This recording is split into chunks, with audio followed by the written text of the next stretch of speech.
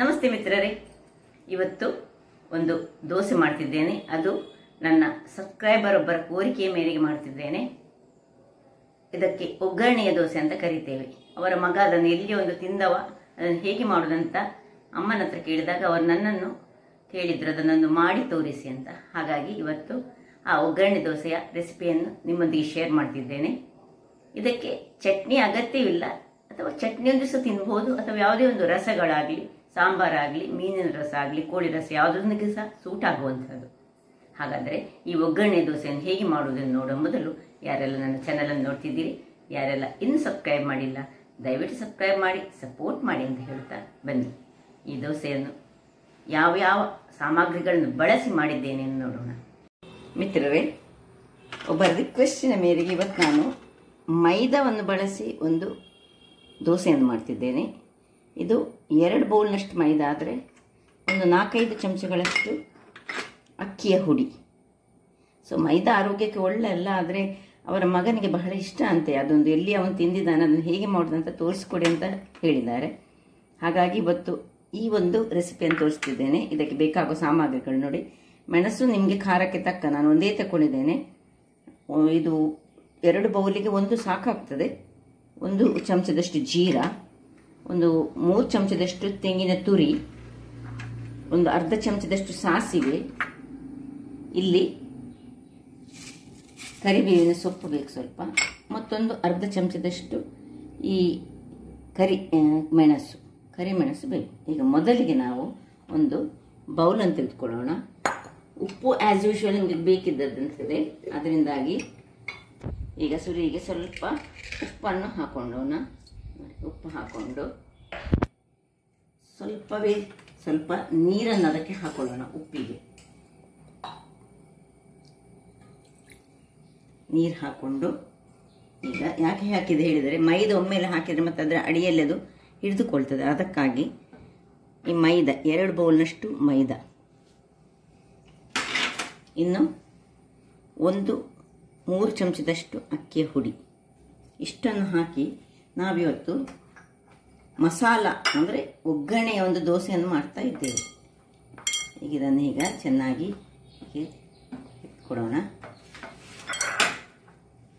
ಇನ್ನು ಸ್ವಲ್ಪ ನೀರನ್ನು ಹಾಕ್ಕೊಳ್ತಿದ್ದೇನೆ. ಇದು ಒಂದು ಥರದ ನೀರು ದೋಸೆ ಥರದಲ್ಲಿ ಬರ್ತದೆ.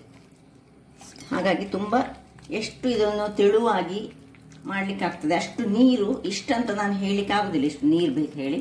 ನಾವು ಇದನ್ನು ತೆಳು ಮಾಡಿ ನಾನು ತೋರಿಸ್ತೇನೆ ಕನ್ಸಿಸ್ಟೆನ್ಸಿ ಎಷ್ಟು ಬೇಕು ಹೇಳಿ, ಅಷ್ಟು ಮಾಡಿಕೊಡೋಣ.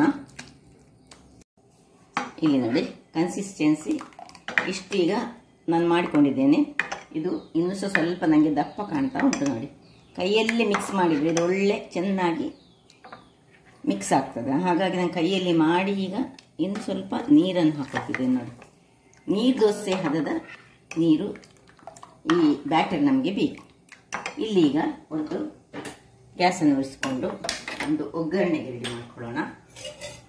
ಮೊದಲಿಗೆ ಒಂದು 2 ಚಮಚದಷ್ಟು ಎಣ್ಣೆ ಹಾಕೊಳ್ಳೋಣ.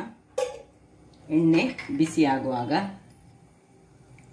ಒಂದು ಅರ್ಧ ಚಮಚದಷ್ಟು ಸಾಸಿವೆ, ಅರ್ಧ ಚಮಚದಷ್ಟು ಜೀರಿಗೆ, ಮತ್ತು ಈ ಒಂದು ಕರಿಮೆಣಸು ಸಣ್ಣ ಉರಿ ಮಾಡಿಕೊಳ್ಳಿ. ಆಫ್ ಮಾಡಿಕೊಂಡು ಈ ಕರಿಬೇವಿನ ಸೊಪ್ಪನ್ನು ಸಣ್ಣದಾಗಿ ಕಟ್ ಮಾಡಿಕೊಂಡು ಹಾಕೊಳ್ಳೋಣ. ಸಣ್ಣದಾಗಿ ಹೆಚ್ಚಿಕೊಂಡ್ರೆ ಒಳ್ಳೆಯದಾಗ್ತದೆ, ಬಾಯಲ್ಲಿ ಸಿಕ್ಕುವುದಿಲ್ಲ. ಹಾಗಾದರೆ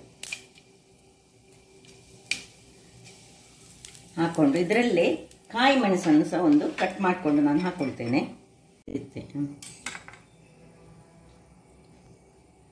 ಚಾಪ್ ಮಾಡಿದಂತಹ ಕಾಯಿ ಮೆಣಸು ಇಷ್ಟನ್ನು ಹಾಕ್ಕೊಂಡು ನೋಡಿ, ಇದು ಆಫ್ ಮಾಡ್ಕೊಂಡಿದ್ದೇನೆ ನಾನು ಮೊದಲೇ.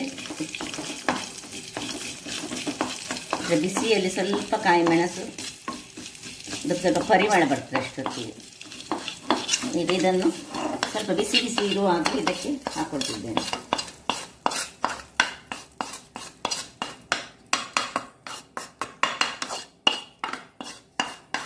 ಈಗ ಇದಕ್ಕೊಂದು ಅರ್ಧ ಚಮಚದಷ್ಟು ಸಕ್ಕರೆಯನ್ನು ಹಾಕ್ಕೊಳ್ತೇನೆ, ಸ್ವಲ್ಪ ಸ್ವೀಟ್ನೆಸ್ ಬೇಕು ಹೇಳಿ. ಇಲ್ಲಿ ನೋಡಿ ಸ್ವಲ್ಪ ಒಂದು ಅರ್ಧ ಚಮಚದಷ್ಟು ಸಕ್ಕರೆ, ಇನ್ನು ಈ ಕೊತ್ತಂಬರಿ ಸೊಪ್ಪು ಇದ್ದರೆ ಹಾಕೊಳ್ಳಿ, ಚೂರು ಮಾಡಿದಂತಹ ಕೊತ್ತಂಬರಿ ಸೊಪ್ಪು, ಒಂದು 3 ಸ್ಪೂನ್ನಷ್ಟು ಈ ತೆಂಗಿನ ತುರಿ. ಇದನ್ನು ತೆಂಗಿನ ತುರಿ ಮತ್ತು ಕಾಯಿ ಮೆಣಸನ್ನು ಒಮ್ಮೆ ಗ್ರೈಂಡ್ರಲ್ಲಿ ಮಾಡ್ಕೊಳ್ಬೋದು, ಒಂದು ತಿರುಗಿಸಿಕೊಂಡು. ಆದರೆ ಹೀಗೆ ಹಾಕಿದರೆ ಸಹ ನಡೀತದೆ ನೋಡಿ. ಇದೀಗ ಇನ್ನೂ ಸ್ವಲ್ಪ ದಪ್ಪ ಆಯಿತು. ಈಗ ಇದಕ್ಕೆ ಸ್ವಲ್ಪ ನೀರು ಹಾಕ್ಕೊಳ್ತಿದ್ದೇನೆ. ಮೈದಾ ಹಾಗೆ ನಮಗೆ ಒಮ್ಮೆಲೆ ನೀರು ಹಾಕಲಿಕ್ಕೆ ಹೋಗಬಾರ್ದು. ನೀರು ದೋಸೆ ಅದಕ್ಕೆ ನಾನೀಗ ಇಲ್ಲಿ ಸಾಧಾರಣ ಒಂದು 2 ಲೋಟ ನೀರು ಹಾಕ್ಕೊಂಡಿದ್ದೇನೆ ನಾನೀಗ. ನೋಡಿ ಈ ಥರದಲ್ಲಿ ಬರಬೇಕು, ತೆಳುವಾಗಿ ಬರಬೇಕಂತ. ಹೇಗೆ ನಮಗೆ ರವಾ ದೋಸೆ ಇರ್ತದೆ ನೋಡಿ, ಆ ಟೈಪಿನಲ್ಲಿ ಆಗಬೇಕು. ಸೊ ಉಪ್ಪೆಲ್ಲ ಚೆಕ್ ಮಾಡಿಕೊಳ್ಳಿ. ಇಲ್ಲಿ ಸ್ವೀಟ್ನೆಸ್ ಬೇಡದವರು ಸ್ವೀಟ್ನೆಸ್ಸನ್ನು ಹಾಕದೆ, ಅಂದರೆ ಸಕ್ಕರೆ ಹಾಕದೆ ಸಹ ಮಾಡ್ಬೋದು. ಇಲ್ಲಿಗ ನಾನೊಂದು ಕಾವಲಿಯನ್ನು ಬಿಸಿ ಆಗಲಿಕ್ಕೆ ಇಡ್ತೇನೆ. ಇದು ಬಿಸಿ ಆಗಲಿ. ಕಾವಲಿ ಬಿಸಿ ಆಯಿತು. ಈಗ ಒಂದು ಡ್ರಾಪಿನಷ್ಟು ಎಣ್ಣೆಯನ್ನು ಹಾಕೊಳ್ಳೋಣ. ಗ್ರೀಸ್ ಮಾಡಿ ನೋಡಿ, ಒಳ್ಳೆ ಬಿಸಿ ಆಗಬೇಕು ಕಾವಲಿ. ಈಗ ಈ ಹಿಟ್ಟನ್ನು ತಿರುಗಿಸಿ ಹಾಕ್ಕೊಳ್ಬೇಕು ನೋಡಿ.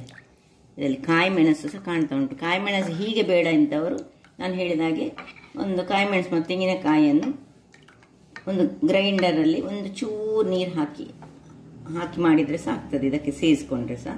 ಇಲ್ಲಿ ನೋಡಿ,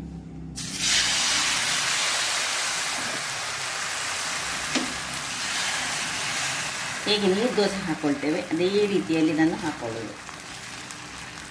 ಬೇಗ ಬೇಗ ಆಗ್ತದೆ ಇದು. ಇದಕ್ಕೆ ಹೆಚ್ಚುತ್ತಿಲ್ಲ ಕಾಯಲಿಕ್ಕೆ. ನಾವು ಮುಚ್ಚಳವನ್ನು ಮುಚ್ಚಿಕೊಂಡು ನಾವೊಂದು 2 ನಿಮಿಷಗಳ ಕಾಲ ಬೇಯಿಸ್ಕೊಳ್ಳೋಣ. ವೀಕ್ಷಕರೇ ಇಲ್ಲಿ ನೋಡಿ, 2 ನಿಮಿಷಗಳ ಬಳಿಕ ಇದನ್ನು ಸ್ವಲ್ಪ ನಾವು ಓಪನಲ್ಲಿಟ್ಟು ಇನ್ನೂ 1 ನಿಮಿಷಗಳ ಕಾಲ ಕಾಯಿಸ್ಕೊಳ್ಬೇಕಾಗ್ತದೆ. ಅಡಿಮೇಲೆ ಮಾಡಲಿಕ್ಕೆ ಇಲ್ಲ ಇದನ್ನು. ಈಗ ನೋಡಿ, ಹೀಗೆ ಮುಟ್ಟುವಾಗ ಅಂಟದಿದ್ದರೆ ಆಯಿತು ನಿಮಗೆ. ಇದು ಮೈದಾ ಅಲ್ಲ, ಹಾಗಾಗಿ ಮೈದಕ್ಕೆ ನಾವು ಖಾಲಿ 3 ಚಮಚಗಳಷ್ಟು ಅಕ್ಕಿ ಹುಡಿಯನ್ನು ಸೇರಿಸಿದ್ದು. ಇಲ್ಲಿ ನೋಡಿ, ಇದು ಕ್ರಿಸ್ಪಿಯಾಗಿ ಸಹ ನೀವು ಕಾಯಿಸ್ಕೊಳ್ಬೋದು ಇದನ್ನು, ಅಥವಾ ನಿಮಗೆ ಸ್ವಲ್ಪ ಸ್ಮೂತಾಗಿ ಬೇಕಿದ್ರೆ ಸ್ಮೂತಾಗಿ ಸಹ ಕಾಯಿಸ್ಕೊಳ್ಬೋದು. ನಾನೀಗ ಕ್ರಿಸ್ಪಿಯಾಗಿ ಕಾಯಿಸಿ ತೋರಿಸ್ತೇನೆ. ಹೀಗೆ ಓಪನ್ ಇಟ್ಟು ಇನ್ನೊಂದು 2 ನಿಮಿಷಗಳ ಕಾಲ ಕಾಯಿಸ್ಕೊಳ್ತೇನೆ. ಮಿತ್ರರೇ ನೋಡಿ, ಆಯ್ತಲ್ಲ, ಕ್ರಿಸ್ಪಿಯಾಗಿ ಬಂತು ನೋಡಿ. ನಿಮಗೆ ಕಾಣ್ಬೋದು ಹೇಗೆ ಉಂಟು ನೋಡಿ. ಇದಕ್ಕಿಂತ ಸಹ ಕ್ರಿಸ್ಪಿಯಾಗಿ ಸಹ ಕಾಯಿಸ್ಕೊಳ್ಬೋದು ನೀವು ನೋಡಿ. ಹೇಗೆ ಬಂತು ನೋಡಿ. ಹೀಗೆ ತಿನ್ಬೋದು. ಅದಕ್ಕೆ ಚಟ್ನಿ ಸಹ ಬಹಳ ಚೆನ್ನಾಗಿ ಬರ್ತದೆ. ಇನ್ನು ಅದೇ ರೀತಿ ಪುನಃ ಜಸ್ಟ್ ಒಂದು ಸರ್ತಿ ಒಂದು ಸ್ವಲ್ಪ ಎಣ್ಣೆಯನ್ನು ಯೂಸ್ ಮಾಡ್ಕೊಳ್ಳೋದು. ಮತ್ತು ತೆಳುವು ನೀವು ದಪ್ಪ ಮಾಡಿದರೆ ಇದು ಒಳ್ಳೆಯದಾಗೋದಿಲ್ಲ. ಎಷ್ಟು ತೆಳು ಆಗ್ತದೆ ಅಷ್ಟು ತೆಳು ನಿಮಗೆ ನಿಮ್ಮ ಇದರಲ್ಲಿ ಏಳುವಷ್ಟು ಕಾವಲಿ ಹೇಗೆ ಉಂಟು ಅದನ್ನು ನೋಡಿಕೊಂಡು ಹಾಕೊಳ್ಳಿ. ಇದು ಹೆಚ್ಚಾಗಿ ಒಳ್ಳೆ ಪಳಗಿದ ಕಬ್ಬಿಣದ ಕಾವಲಿ ಆದರೆ ಇದು ಏಳ್ತದೆ, ಇಲ್ಲದಿದ್ದರೆ ನಾನ್ ಸ್ಟಿಕ್ ಇದಕ್ಕೆ ಬೆಸ್ಟ್. ಇದಿಲ್ಲಿ ಬೇಯ್ತಾ ಇರಲಿ. ಇಲ್ಲಿ ನೋಡಿ, ರುಚಿಕರವಾದ ಬಹಳ ಟೇಸ್ಟಿಯಾಗಿ ಬರ್ತದೆ. ಅದೇ ಒಮ್ಮೆ ತಿಂದರೆ ಇನ್ನೊಮ್ಮೆ ಅದು ಹೇಗೆ ಮಾಡುವುದಂತ ಒಂದು ಕ್ಯೂರಿಯಾಸಿಟಿ ಬರ್ತದೆ. ಹಾಗಿರುವಾಗ ಇದನ್ನು ಯಾವುದೇ ಚಟ್ನಿ ಆಗ್ತದೆ ಇದಕ್ಕೆ, ಅಥವಾ ನಿಮ್ಮದು ಮೀನಿನ ರಸ ಇದ್ದರೆ ಇದಕ್ಕೆ ಒಳ್ಳೆಯದಾಗ್ತದೆ, ಕೋಳಿಯ ರಸ ಸಹ ಒಳ್ಳೆ ಆಗ್ತದೆ. ಯಾವುದೇ ರೀತಿಯ ಚಟ್ನಿ, ತಿಮರ ಚಟ್ನಿ ಸಹ ಆಗ್ತದೆ, ಕೊತ್ತಂಬರಿ ಸೊಪ್ಪಿನ ಚಟ್ನಿ ಆಗ್ತದೆ, ಯಾವ ಚಟ್ನಿ ಸಹ ರುಚಿಕರವಾಗಿ ಬರ್ತದೆ. ಹೀಗೆ ಫೋಲ್ಡ್ ಮಾಡಿ ಸಹ ನಾವು ಇದನ್ನು ತೆಗೆದುಕೊಳ್ಬೋದು. ರವಾ ದೋಸದ ಹಾಗೆ ಇದು ಆಗ್ತದೆ. ಹಾಗಾದರೆ ನೋಡಿದ್ರಲ್ಲ ವೀಕ್ಷಕರೇ, ಈ ನನ್ನ ಈ ಕುಕಿಂಗ್ ಚಾನಲ್ ನಿಮಗೆ ಇಷ್ಟ ಆದರೆ ಬೋಳೂರು ಸುವರ್ಣ ಚಾನಲನ್ನು ಲೈಕ್ ಮಾಡಿ, ಶೇರ್ ಮಾಡಿ ಹಾಗೂ ಸಬ್ಸ್ಕ್ರೈಬ್ ಮಾಡಿ, ಹಾಗೂ ನನ್ನ ಇನ್ಸ್ಟಾಗ್ರಾಮ್ ಪೇಜನ್ನು ಫಾಲೋ ಮಾಡಿ. ಧನ್ಯವಾದಗಳು.